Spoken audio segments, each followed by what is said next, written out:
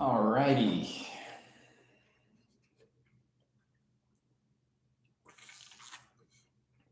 Going to get going in just a couple minutes here. Got night 2 of my 2022 tennis preview talk coming up. Tonight we're going to be focusing on the women's tour, talking all things WTA, but just want to give a couple minutes here, post a couple links on the social medias.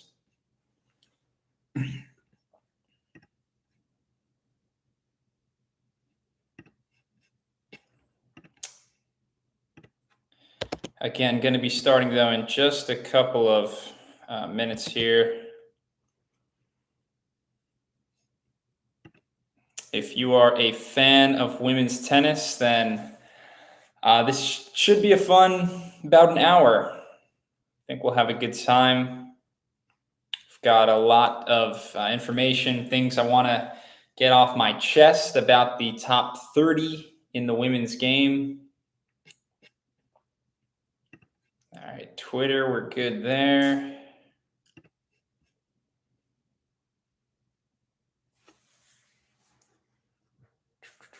All right.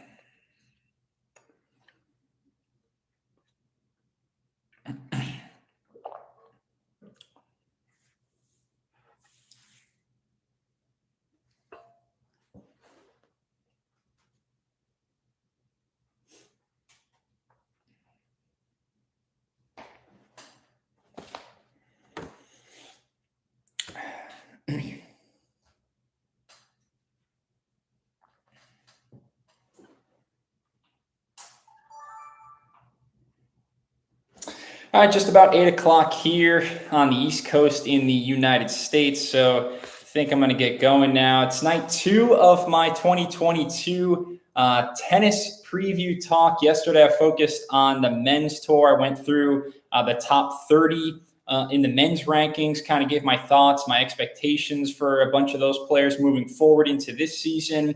I made some predictions about the Grand Slams on the men's side. So tonight, I'm pretty much going to be doing the same exact thing, but we'll be doing it for the WTA side, talking all things women's tennis. So I'm very excited. This is my first experience really with YouTube Live. Most of the time I make short preview videos for tournaments, or I make informational videos on tennis, soccer, and basketball, explaining how different leagues are formatted, different tournaments are formatted, or vibration dampeners on tennis rackets, things like that, grip sizes, different grips. So informational videos, but it's nice to kind of sit down in a casual setting and just kind of chop it up. And if anybody out there is watching and you have any questions, please use the live chat feature. I'll definitely be on the lookout for that. If you have any questions, though, about predictions, anything women's tennis related, though, about any of your favorite players moving forward for 2022, I would really appreciate you leaving a comment. So that's there if you want it.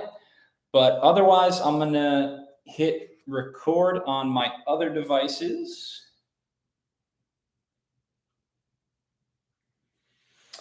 And I think we are just about ready to get going here.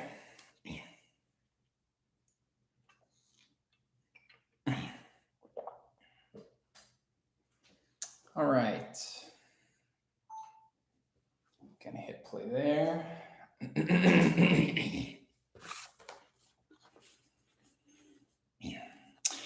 I would, let's see. There. All right, what's up, guys? The Snowman here, night 2 of my 2022 tennis preview talk. Today, we're focusing on the women. Please check out my men's preview as well. It's already been posted, but focusing on the women tonight, I'm going to go through the top 30 of the women's rankings and kind of just take stock, make some predictions, but look back on the 2021 season as well, how some of those players did last year, and talk about what I expect for them this season, though. Please, if you're on the live, ask questions. I'd love to answer anything. And again, check out my ATP preview as well. But let's focus on the women tonight. And before I get to the number 1 player in the world, just want to kind of talk about in general how there really seems to be a surplus of parity on the WTA Tour. We've had all 4 majors won in 2021 by 4 different ladies. We We also had a fifth different lady, Belinda Bench, winning the Olympics, and then with Garbiñe Muguruza winning the WTA final. So all of the big tournaments last year were kind of sprinkled around and spread out. There wasn't really one dominant force on the women's side. We had 6 players make their top 10 debuts last year. And in the past 5 years, 14 different women have won a major. In the last 19 majors, 14 different women have won them. On the men's side, there's only 5 champions in the last 19 majors. You can guess those are the big 3, Dominic Thiem, Daniil Medvedev. So a lot more parity on the women's side. 7 of the 10 active multi-Grand Slam champions are 30 or older. We've got Serena Williams, who's out of the Australian Open, Venus, Svetlana Kuznetsova, Angelique Kerber, Azarenka, Kvitova, Halep. Only Osaka, Barty, and Muguruza are under the age of 30. So there's lots of fresh blood all over the map. The U.S. Open just a few months back featured the first ever major final between 2 unseeded players, between Layla Fernandez and Emma Raducanu. So it's a rich field. It's a very wide open field. That's why I think there's a lot of possibilities heading into this season. And if you've got to put your money somewhere, the world number 1, Ash Barty, is as sure as a bet as they come on the women's side. In terms of Barty, I wasn't necessarily drinking the Kool-Aid a couple of years ago, but Barty has quietly built an all-time great resume. She's only 25 years of age, but a 2-time major champ last summer, defeating Karolina Plishkeva for her first Wimbledon title. And there's some incredible number 1 ranking stats with Barty. She just picked up her 3rd year-end number 1 ranking, though. Only Steffi Graf, Martina Navratilova, Chrissy Everett, and Serena Williams and Lindsay Davenport have more. So only 5 women have finished the year number 1 more than Barty. She's got 109 total weeks at number 1, but consecutively she's at 102 weeks and counting. That is an active streak, and the all-time record is 186 in terms of consecutive weeks at number 1. Both Graf and Serena were number 1 for 186 weeks for their longest tenure. I think Ash has a legit shot at beating that streak. Can she remain number 1 for a year and a half?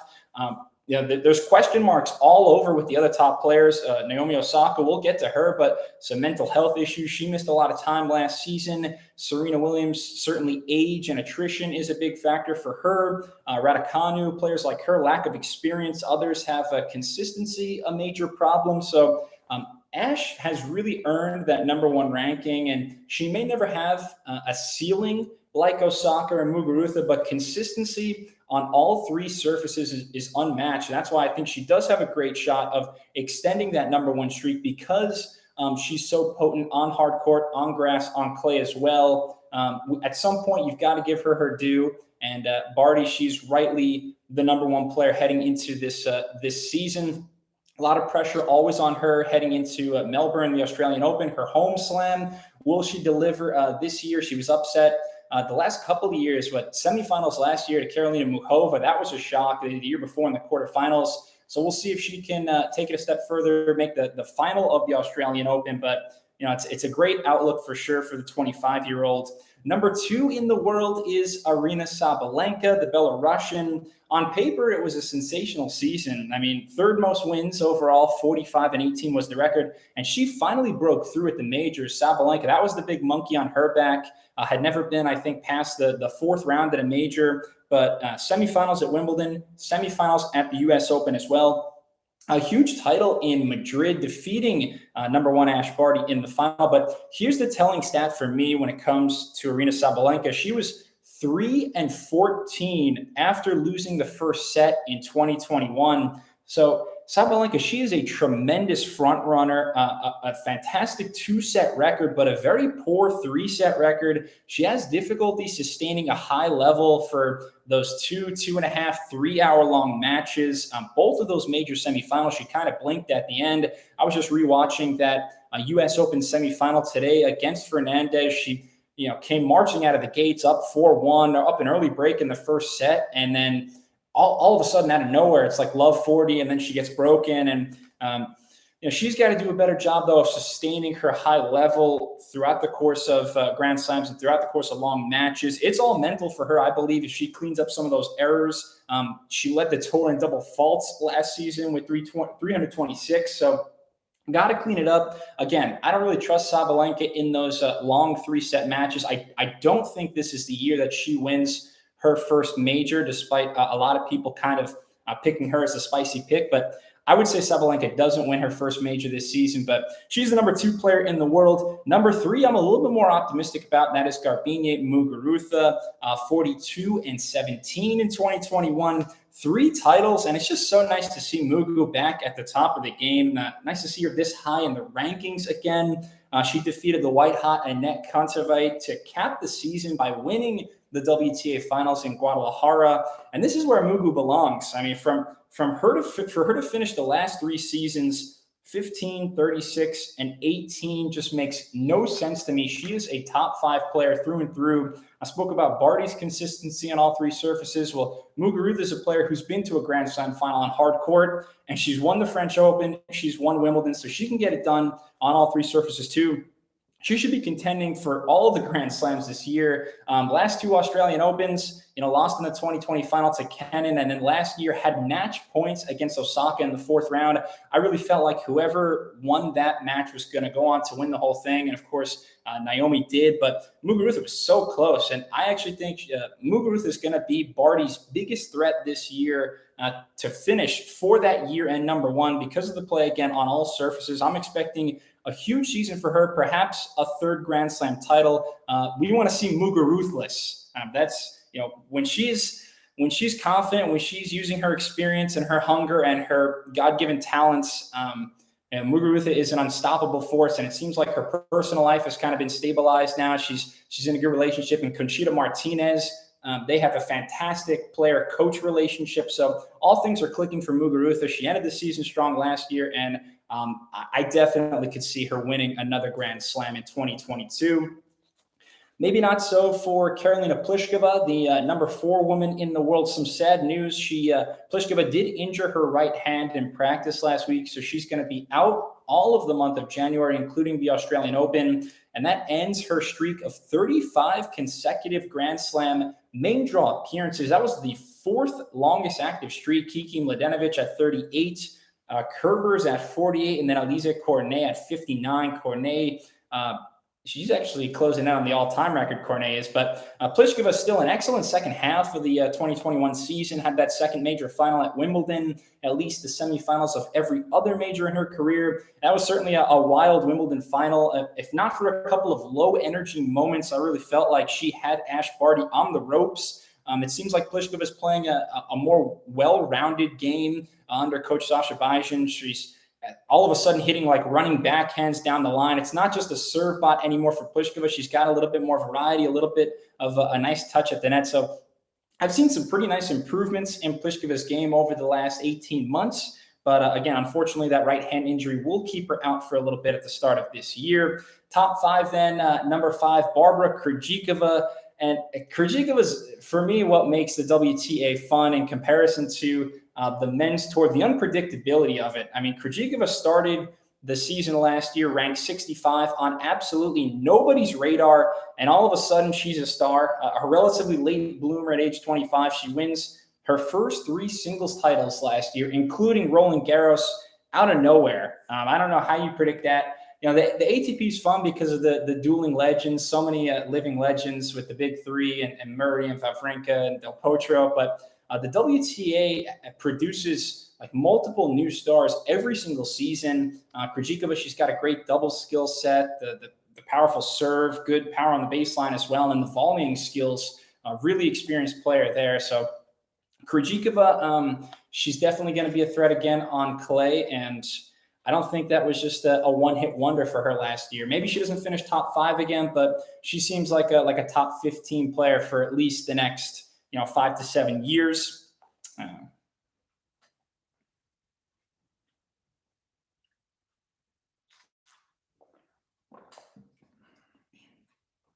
Again, going through the top 30 of the WTA rankings here as we prepare for the 2022 season, which starts in just a couple of days. ATP Cup and then a bunch of the Australian Open preliminary tournaments begin this weekend. So I'm very excited that live tennis is going to be back again soon. But let's continue with the top 30 rankings here. Number 6 is the Greek Maria Sakkari, who had 6 top 20 wins in Grand Slams in 2021. She had some fantastic runs, making the semifinals of the French Open, semifinals at the U.S. Open as well. And that French Open run, it was Elisa Mertens in the third round, Cannon, and then the defending champ Igor Schramtek in the quarterfinals. Semifinals, it was Kvitova, Andrescu, and that match was awesome against Andrescu. Bibi had just beaten her in Miami earlier in the year, and that was a sensational match too. But they only play great matches, those two. And then Sakkari also got the best of Plishkeva in the quarterfinals. I think her game has a super high floor, but she did tense up a bit against Krigikova in the semifinals in Paris. She admitted that, I got stressed. It was a rookie mistake. So she's a player who needs those growing pains. We see it all the time with players. You've got to kind of take some lumps. If you don't have, Stefanos Tsitsipas as well, a fellow Greek, he had to kind of take it on the chin at the French Open last year too. But it's only going to bode well for Sakkari moving forward, who's one of the hardest workers in the gym. She's a gym rat, an athletic specimen, a fantastic mover, and her prospects certainly high as well. Number 7, Annette Contavite, who finished with a flurry to cap the 2021 season. Spectacular run at the end of the year, 26-2 and 4 titles over a 10-week span leading up to the WTA finals. 26-2, and she was able to qualify as the 8th seed, and all that success coincided with her hiring of Dmitry Tursunov, who was previously with Aryna Sabalenka. Kontaveit, pretty similar to Rublev for me if you watch my ATP preview. From the back of the court, it's absolutely beautiful. I mean, gorgeous textbook power forehand. Kontaveit can boss it from the back of the court. But she must keep working on, all around parts of the game, the net game, ending points a little bit quicker, her second serve, defense in and out of the corner. She's got to become a little bit more versatile in her skill set. But if we're going solely off of how 2021 ended, I do think Kontaveit is the favorite in Melbourne. The bookies probably have her, 4th, 5th, or 6th. But she's playing with a lot of confidence right now. So she could be a scary kind of a semi-dark horse contender for some of the players who don't know all the players at the top of the game. Number 8 is Paula Badosa. It was a groundbreaking year for the Spaniard. I really enjoyed watching her, one of 6 ladies who debuted at the WTA finals. Badosa, a tour best 17-3 record on clay. So she is a beast on the dirt. That's where she makes her living. Truly an all-court threat, though. Round of 16 appearance at Wimbledon. She had the breakthrough title at Indian Wells, where she beat Coco Golf, Barbara Krigikova, Kerber, Ons Jabeur, and a scintillating final against Vika Azarenka. They were trading haymakers back and forth. Badosa did emerge victorious, 7-6 in the third. One of the best matches of the year. Those were some grueling rallies, and Badosa just didn't blink in those 2 tiebreakers. She hit some just huge balls at the most important times. She's a bold shot maker, a pretty improved server as well from my observations. Probably a future Roland Garros champion is Badosa. And I was looking at the early odds for the French Open this year. Somehow, Badosa just has the 14th best odds to win the 2022 French Open, which honestly kind of shocked me. There's players like Coco Golf, Raducanu, Sakkari, even Bianca Andrescu are all ahead of her in the odds. Andrescu just has a single match career win at the French Open. So that was a little odd to me. I think she should probably be the top 5 on those odds because she had a really good run last year, made the quarterfinals and kind of had a little mental block there. But a 10-3 record against top 20 opponents over the past season. She's a big match player. Think like Stan Wawrinka. She comes in like a wrecking ball. Badosa, very good on the clay especially, but all surfaces as well. Speaking of the Roland Garros odds, let's talk about the 2020 French Open champion. That is Igor Schramtek, another elite clay court player. And Schramtek, actually, she is number 1 in those French Open odds at plus 450. upset last year in Paris by Sakura in the quarterfinals, but the only woman to make at least the round of 16 at the past 4 majors throughout 2021. So some very good consistency there by the pole. It was kind of a sour end to the season. She wasn't 100% physically at the WTA finals, but Iga's going to be back strong. It's a brutal brand of tennis that she plays on clay. Dictates play with that heavy forehand, pretty similarly to her idol Rafa Nadal. That's the outlook on Swiatek. Number 10, Ons Jabeur, one of 6 players from the Abu Dhabi exhibition tournament who tested positive for COVID. I think Jabeur wasn't doing too bad, in good spirits, and just mild symptoms for her.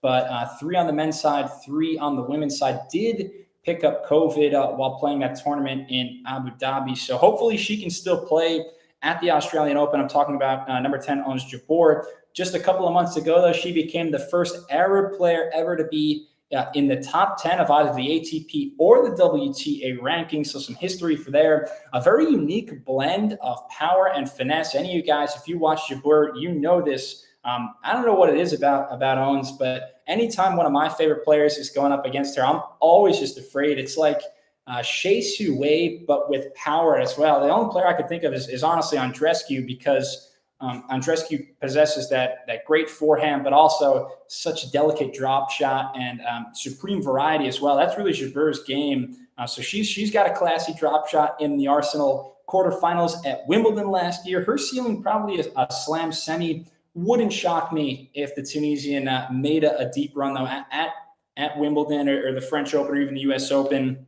making a slam semifinal. Number 11 in the rankings, then, as we turn the page here, number 11, Anastasia Pavlichenkova. She broke a big duck last year, broke a bad streak for her. She was 0-6 in major quarterfinals before last season's French Open, and that was where she outlasted Elena Rybakina 9-7 in the third set to break that duck. Ended up making the French Open final. A great run for a player who's kind of hovered in the mid-20s of the rankings for the past decade, but her peers really respect her. Pretty big ball hitter. Pavlyuchenkova also picked up a gold medal last season playing mixed doubles with Andrei Rublev in Tokyo, so she's got the doubles prowess as well. Going to a bit of an X factor now. Number 12 on the list is Sophia Cannon. Definitely a disappointing season for the former Aussie Open champ. A litany of injuries, from the appendectomy to getting COVID to a foot injury that forced her out since Wimbledon. Just 11-10 overall in 2021. And it definitely wasn't a good year, but Cannon's probably one of the few people who look back on the year 2020 fondly. And she remembers it with great memories, obviously picking up that maiden Grand Slam title at the Australian Open, also making the final at Roland Garros, losing to Igor Schramtek. But she's a key X factor for the 2022 season.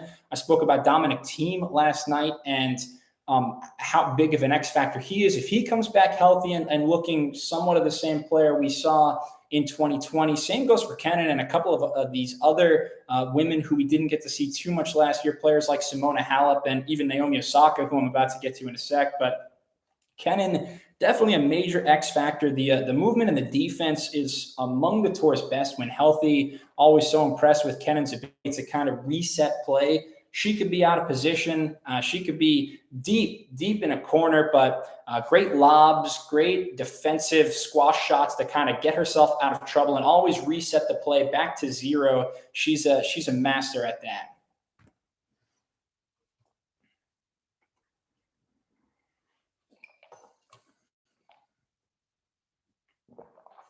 Again, if you have any questions, please leave a comment. Going through the women's top 30 rankings here.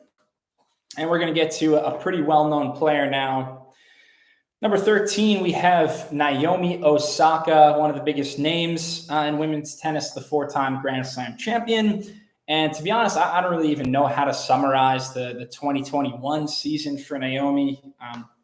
She was 18-6 overall. Didn't play too much. That's still a great winning percentage, but let's start with the good. She picked up her 4th major title at the Australian Open about a year ago this time, or 11 months ago.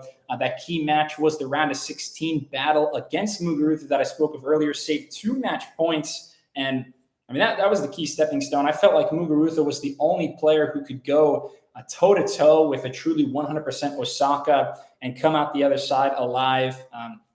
But as we saw last season, Naomi kind of not afraid to shake up traditional norms. She made a statement, she withdrew from Roland Garros because the French Federation, threatened to kick her out following her press boycott.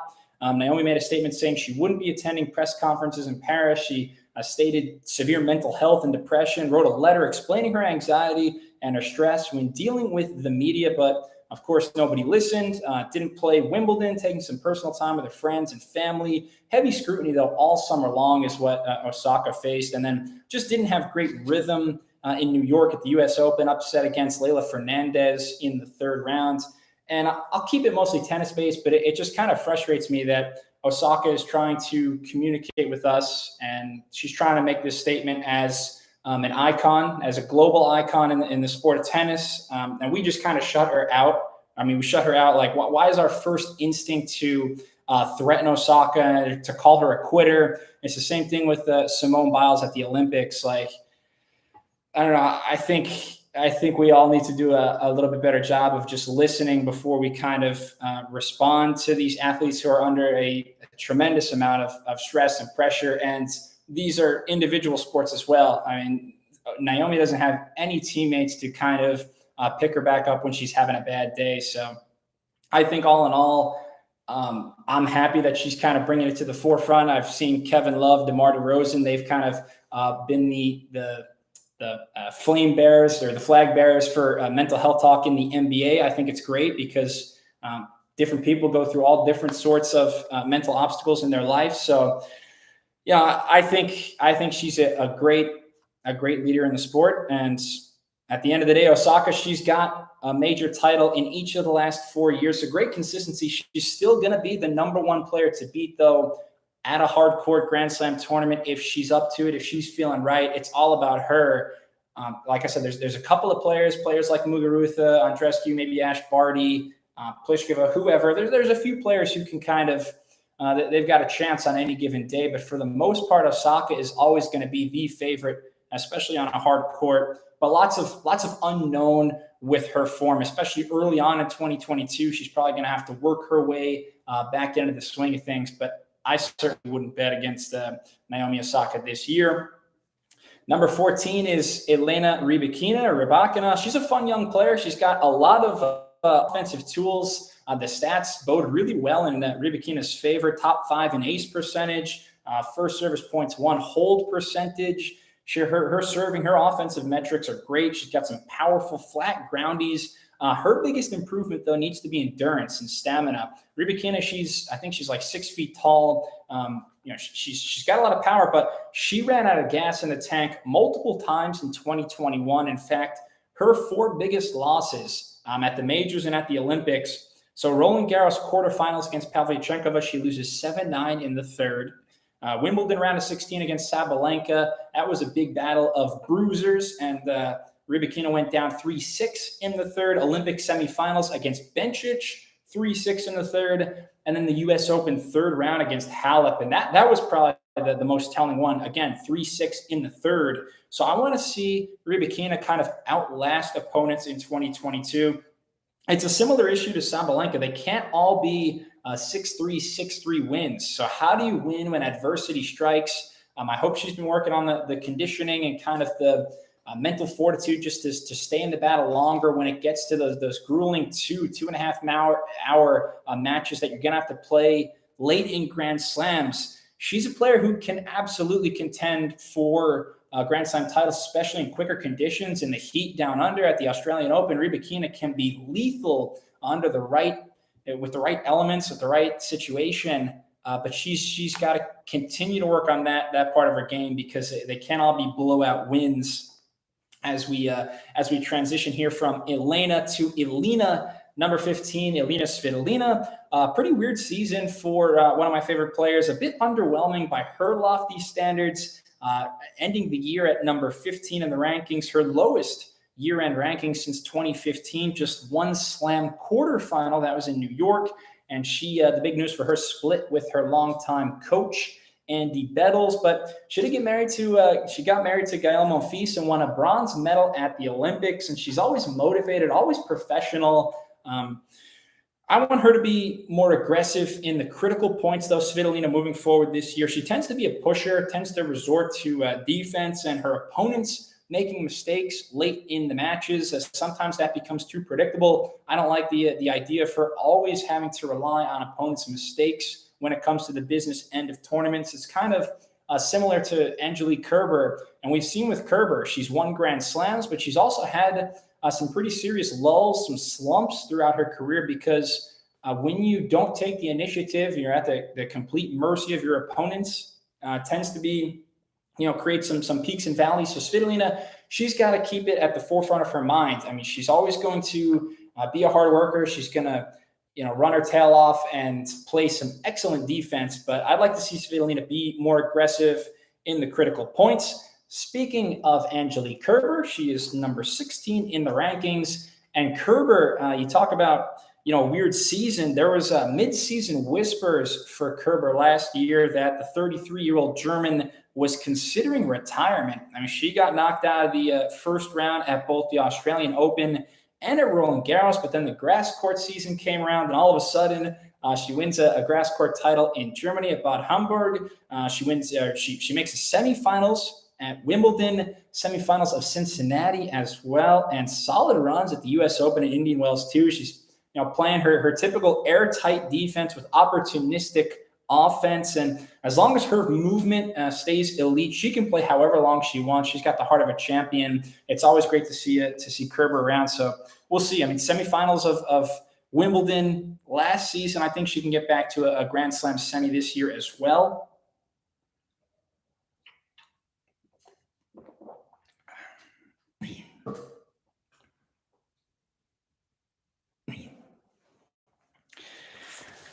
Let's see. We're about halfway through the top 30 now. Again, if you've got any questions, please hit me up.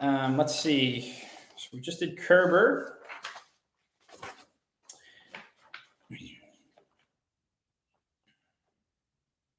Number 17 in the rankings then is the player from the Czech Republic, Petra Kavitova. Her form dropped off a bit last year, just 4-4 at the majors. She had kind of a freak ankle injury that caused her to withdraw from Roland Garros. I think she didn't even pick up that ankle injury on the tennis court. She fell awkwardly as she was leaving like a media session. So that was just a weird thing. On the right day, though, she can still blast anyone off the court. I do sense at age 31, though, unfortunately, her best tennis might be behind her. Kind of what I was saying with Rybakina for Kvitova, the elements have to be right. I mean, she doesn't want the heat, though. She wants a cool day. She wants more like indoor conditions, low wind. She needs ideal ball hitting conditions for her to stay out there a long time. So on the right day, she can still get it done. But, the two-time Wimbledon champ, probably her best days behind her. Not the case for number 18, the second American in the rankings, Jess Pagula. A stellar breakout season in 2021. Super consistent. Her first major quarterfinal achieved at the Aussie Open, reached 4 more quarters at the WTA 1000 event. So very consistent play from Pagula. Some blockbuster upsets along the way, and the highest break percentage on the tour at 47%. So it's always obviously a good weapon if you can break opponent's serve. Number 19 became one of the biggest sensations at the end of the season last year. That is the teenager Emma Raducanu from Great Britain. And before I get to what she accomplished last year, she does have COVID as well right now. She picked it up at that exhibition tournament in Abu Dhabi. So we'll monitor her situation. Might not be able to play any preseason or any of the preliminary tournaments in Australia, but hopefully we see Raducanu at the Aussie Open. She's high up in the odds there. But let's go over some of her accomplishments. I mean, the ranking skyrocketed. She started this year last time this year, Raducanu was ranked 343, and now she's at 19 in the world. Just extraordinary. She ended Great Britain's 44-year drought for a women's Grand Slam singles champ by winning the 2021 U.S. Open. And there's 4 stats from that incredible run that jump out to me. First of all, it was just her second Grand Slam tournament ever. So she's the fastest woman ever in that regard to win a Grand Slam title. Even Monica Seles and Bianca Andrescu, they needed 4 Grand Slams to win their first title. Raducanu only needing 2. Secondly, she's just the 15th teenage woman to win a major. Number 3, this is probably the biggest one, the first qualifier ever, man or woman, to reach a Grand Slam final, let alone win the whole thing. And then 4th, she didn't drop a set along the way. That is very rare that you see that at Grand Slams, somebody not dropping a set en route to the title. We've seen it in the last 40 years only by a couple of players on the men's side. You can guess Roger Federer, Rafa Nadal. On the women's side, it does happen a bit more frequently. You're only playing best 2 out of 3 set matches. So it does happen more frequently. We saw it with Igor Schramtek at the French Open last year. Serena's done it a handful of times. Bartoli, Justine Henin. But still, Raducanu, I don't understand. The media kind of treats her weirdly, though. For some reason, everyone's got an opinion on Raducanu. People seem to think she's overrated or she's focusing too much on the endorsements. She's got a long list of endorsements already. It's kind of similar to Osaka's breakout a couple of years ago. Vodafone, British Airways, Evian. Maybe it's because she's such a likable teenager. She speaks English, Mandarin, Romanian. I read an article the other day that projects Raducanu as potentially the first ever billionaire women's athlete. So she's got a lot of things going for her, but it's ridiculous. People saying she's too focused off the court, or it's just one tournament that she won. I don't care even if she doesn't win more than 10 matches in 2022, she's still so far ahead of the curve to be a Grand Slam champion at age 18. Like, why are our standards so high for her? I mean, she's just, it's ridiculous. So I think, let's get off her back a little bit. She's the BBC Sports Personality of the Year for a reason. Personally, I think she's just going to be fine. She did have some choppy form at the end of last season, but her life was changing. I mean, that's got to be a whirlwind for her. I think we're a little bit too fast to kind of crucify these young athletes that break through on the scene so quickly. Raducanu, I'm excited to see the encore performance this year, even if she can just make a few 3rd or 4th rounds at the majors. Again, she's still going to be so far ahead of the curve. Great things coming for the Brit. Number 20 is Simona Halep, one of the living legends on the women's side of the game, still playing. And I mentioned that Sophia Cannon, a pretty big X factor this year. Simona Halep, too. I mean, serious calf injury did keep her out all of summer long. No Roland Garros, no Wimbledon, no Olympics as well. She tried to rush the return, and that kind of made things worse for Halep. She had a right adductor strain that had her less than 100% for the U.S. Open. But it was kind of an extremely tough time for the 2-time major champion. Just had no rhythm at all, kind of like Osaka. But I expect a bounce-back year. Some people are projecting her as maybe back to the Roland Garros final. I could definitely see that, but we'll kind of see how she is feeling these first couple of months. I do expect it to take some time, but Darren Cahill, or actually, I'm not 100% sure if Darren Cahill is still in her coaching box, but she knows how to get it done. I mean, she's got so much experience and will to win on her side. Number 21, Elisa Mertens, very quality game. I always kind of liken her as like the female Diego Schwartzman. Superb consistency, though, for Mertens. Great rallier from the back of the court. She's got a slam semifinal under her belt. Mertens has made at least, this is a great stat in her favor, Mertens has made at least the 3rd round at the past 15 majors. And I didn't go through everyone, but I think she probably stands alone. I mean, I checked Svitolina, but even she's had a couple of clunkers at Wimbledon in the last couple of years. So I would guess, I mean, if you guys can figure out another women's player who's been to at least the 3rd round at the past 15 majors, I'll send you something in the mail. I will give you a prize personally from the Snowman if you could tell me someone who has made at least the 3rd round, because I think Mertens is the only one. And again, I didn't fact check that, but I'm pretty sure. So honestly, the consistency is fantastic for Elise Mertens. Number 22, trying to get my paper straight here.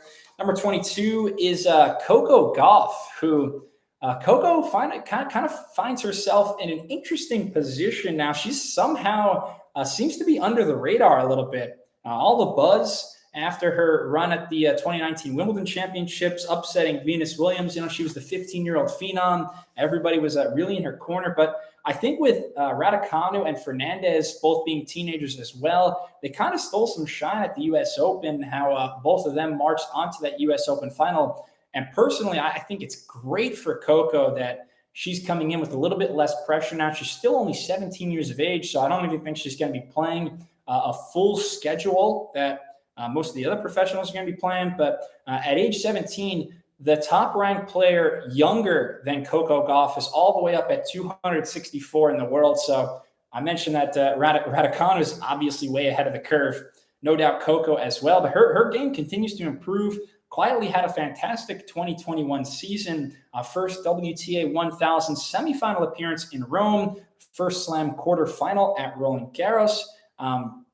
Improvements, but second serve still continues to be an issue. It's a bit erratic with the ball toss. She's got to, the double fault rate is a little bit high for my liking. I'd like to see Coco work on that aspect of her game. But the movement, the defense, the first serve, and certainly, did I say the backhand? The backhand, all those things are world class. And again, I just love that the media is not going to be perhaps fangirling so much over Coco Golf.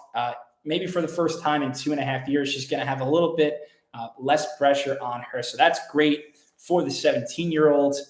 Number 23 is Belinda Bencic. Unfortunately, some deja vu for Bencic. She had the hard quarantine at the start of last season, and now she's got COVID. She was at that tournament in Abu Dhabi, our sixth and final player who picked up COVID there. So it was a very tough first half for her in 2021. Bencic, she lacked a lot of rhythm, and especially for a player like her, Bencic's game is so timing-based.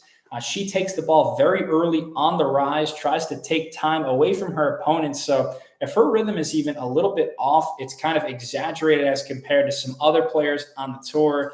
She was able to find her groove, though, and the ultimate career highlight for Bencic, winning Olympic gold in the women's singles tournament. 4 3-set matches to clinch it. Also picked up a silver medal in women's doubles with Victoria Golubic. And she just played well though late in the season. Bencic quarterfinals in Cincinnati and the U.S. Open too. I think she's going to be back near the top 10 very soon. Bencic was a top 10 player just a couple of years ago, was at the WTA finals. Pencil her in though as at least top 15 by the end of the season if she stays healthy.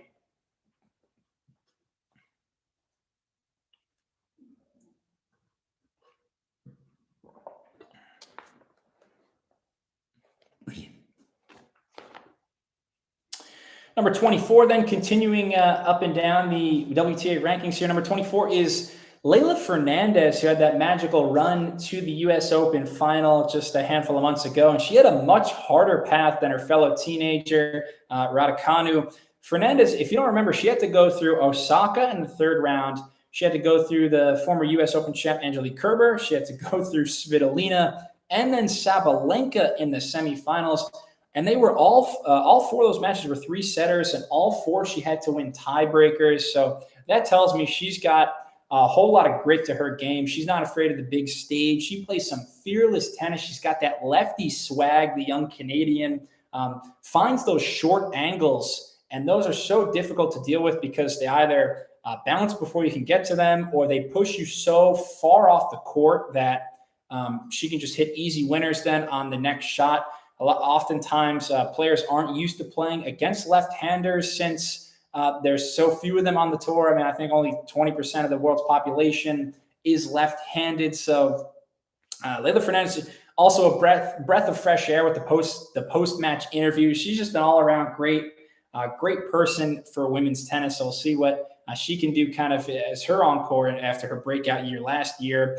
And I'm going to get to number 25, Jennifer Brady, in a sec. I see we have a comment here. Who's the GOAT? That's a very good question. I'm talking women's tennis tonight, but I'm assuming you're talking men's tennis. I'll answer women first since women's tennis, it's a little bit easier. The answer is Serene Williams, definitely the greatest of all time. She's got the most major titles at 23. I don't count Margaret Court and her 13 pre-Open era majors where she was playing against, part-time mail delivery women or whoever she was playing against. Don't give me that. Serena definitely the best on the women's side. I will say Steffi Graf, though, the most dominant women's player of all time. Some of the things she was doing in the late 80s and the early 90s, Graf was built different too. But if you are talking about the men's GOAT, I will say that as of right now, the numbers are starting to lean in Djokovic's favor. It's certainly this run of the past couple of years. I'm a devout Federer fan, so it's always going to be a little bit hard for me to admit that. I think if Djokovic wins a 21st major, I would definitely have to say without a shadow of a doubt that Novak Djokovic has the greatest resume of all time. I'm never going to call him the GOAT, but I'll say he has the greatest resume of all time. But right now, as long as those guys are still all locked at 20 Grand Slams, Fed, Nadal, and Djokovic, I don't know. I think it's pretty close. I know Djokovic, he's got the most weeks at number one now. He's got the most Masters 1000 titles, and a lot of other accolades are in his favor. But Federer certainly has the longevity. He's got the most career wins out of those three guys, still chasing Connors for that, but he's got over 100 titles. Nadal's certainly the dominance on one surface. But I think it's Federer or Djokovic, and I'm leaning towards saying Djokovic's resume is a little bit more impressive, but Djokovic still certainly has plenty left in the tank. I think Rafa Nadal probably has a few good years left in him as well. And hopefully our man Roger Federer has maybe a year left in him too once he gets healthy, maybe this summer.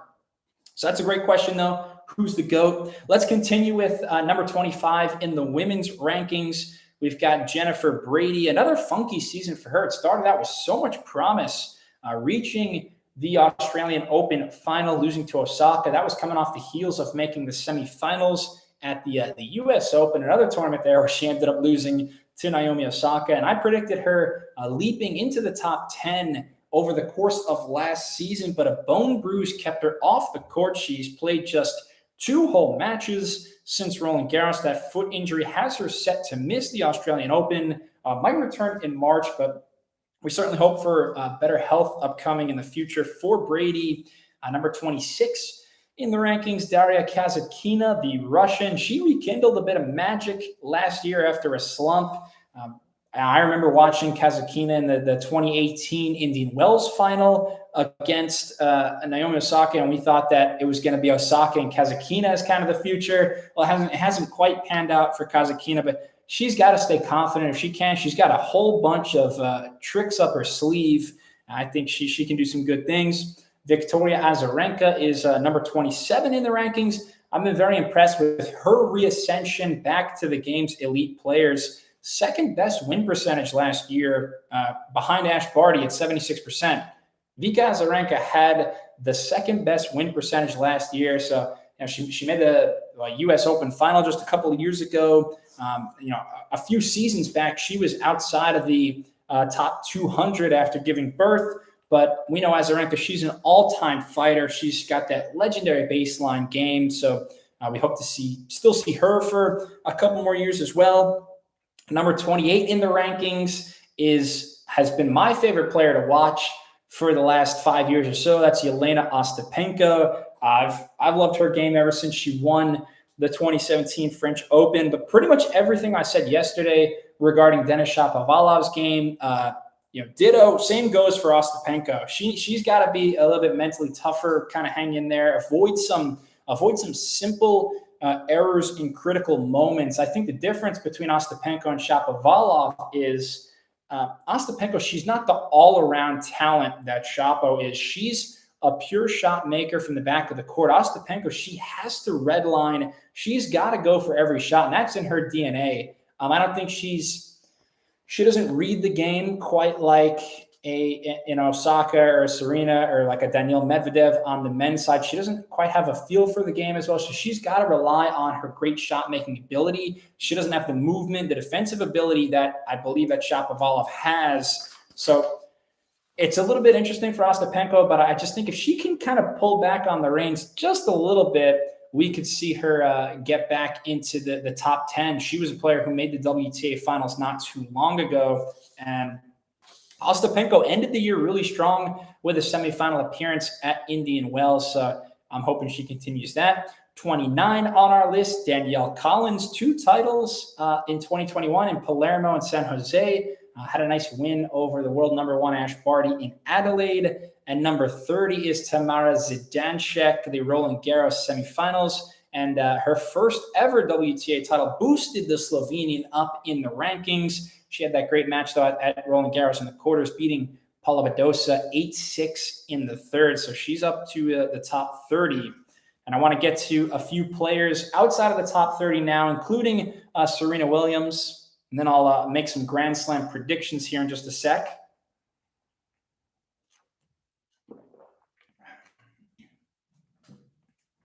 So that's the top 30. And let's look at a few key players this season outside of the top 30 on the women's side. Obviously, you have to mention Serena Williams. Just going to give her the benefit of the doubt just because she is the greatest of all time, those 23 majors in the trophy case. 40 years of age, though, now, and she last played at Wimbledon. We saw her have that very heartbreaking hamstring injury, had to retire in the first round against, who she played, Alexandria Sasnovich, but she hasn't played since the first round of Wimbledon, and she's not going to play at the Aussie Open. Serena says her body just not quite physically ready yet.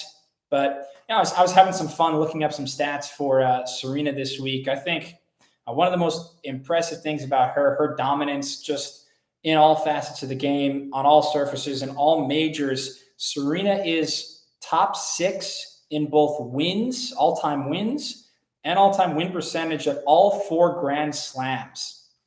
She's top 6 in match wins and win percentage. I mean, Serena, you ask me who the GOAT is, I think on the women's side, it's pretty clear. And, you know, the health is starting to wane. She's 40 years old, but semifinals at the past 2 hardcourt majors, just the Australian Open 12 months ago, Serena was making the semis, also at the US Open in 2020.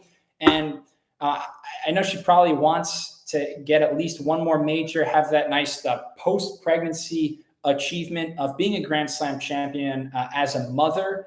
But kind of the same thing when I was talking about with Federer yesterday. I think she just wants to go out on her own terms, kind of just have one last hurrah, be healthy for a few months here. And then I can't see her playing too much longer, though. I think this might be the last season for Serena. Her coach, Patrick Mouratoglou, has kind of hinted at that as well. But hopefully she gets physically up to speed by at least Wimbledon. You got to think Wimbledon's still Serena's best chance to win a 24th major title. One of my other favorite players, Bianca Andrescu, also will not be at the Australian Open.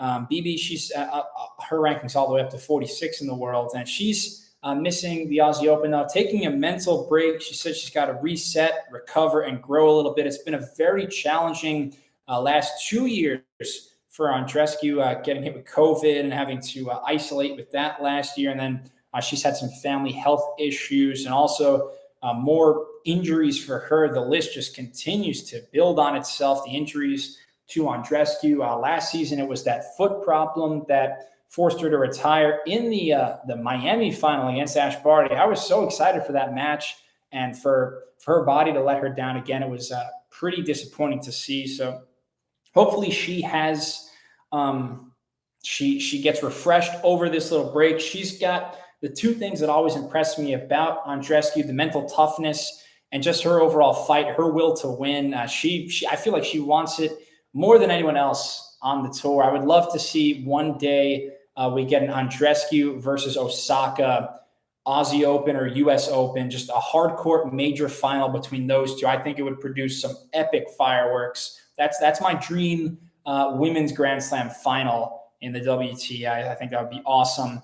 One other player I want to mention, though, outside of the top 30, Clara Towson, the young Dane. She's at 44, just 19 years of age, went from 152 to 44 in the rankings, second biggest climber after Raducanu. 2 titles last year, both were on indoor hard courts, where she was an electrifying 18-2 on the year. She's got top 10 potential in the next few years, so watch out for Clara Towson. And then not necessarily one specific player, but I was kind of skimming through the WTA rankings, looking at like players 50 through 100. And we're going to have some very dangerous floaters early on, especially in the first half of this year at the Aussie Open, and certainly at Roland Garros and Wimbledon as well. We got some dangerous floaters coming, though, because Madison Keys has fallen all the way down to 56. Sloane Stephens at 65. Donna Vekic coming off knee surgery. Vekic has fallen to 68. We've got Amanda Anisimova all the way up at 78. She was just in the top 20, I feel like, 12 months ago. Diana Yastremska coming off a suspension, so she's 99 in the world.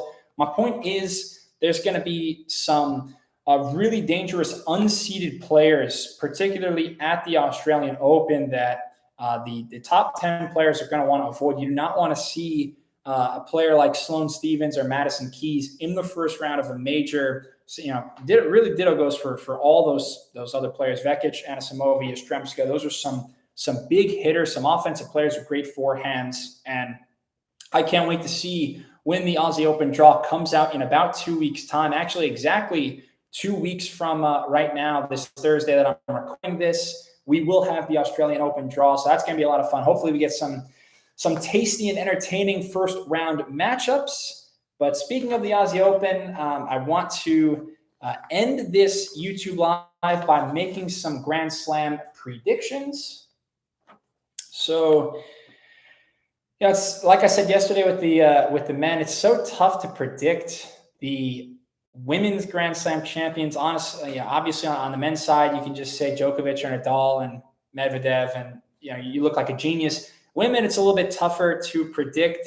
It also makes it a little bit more fun in that regard. But Australian Open, I think as long as Naomi Osaka is in a good headspace, she's probably the favorite. But I'm going to go out on a limb and say that Garbine Muguruza wins the 2022 Australian Open title. I just love the way she finished this past season. Again, she seems to be in just a really good personal life-wise, and that relationship with Conchita Martinez.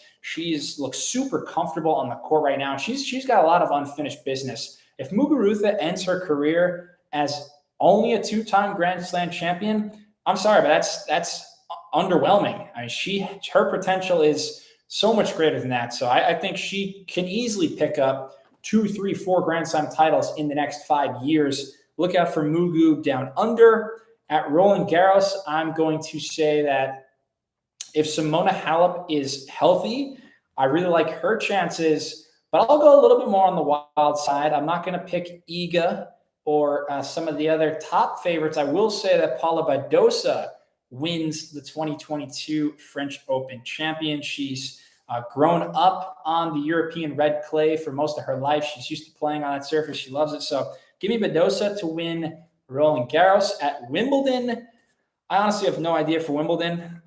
I think I'll just play this one a bit safer. Say Ash Barty gets her third Grand Slam title, repeats as Wimbledon champ. Also, look out for Angie Kerber. She came also close last year. I think Kerber, though, still ripe for another great Wimbledon run. And then the U.S. Open, which is traditionally the more wide open Grand Slam on both the men's side and the women's side. We've seen some crazy runs. Osaka breaking through there in 2018, Andrescu in 19, Raducanu last year in that all teenage and all unseeded U.S. Open final. I'm going to say, again, Osaka's going to be the favorite, and that's the easy pick.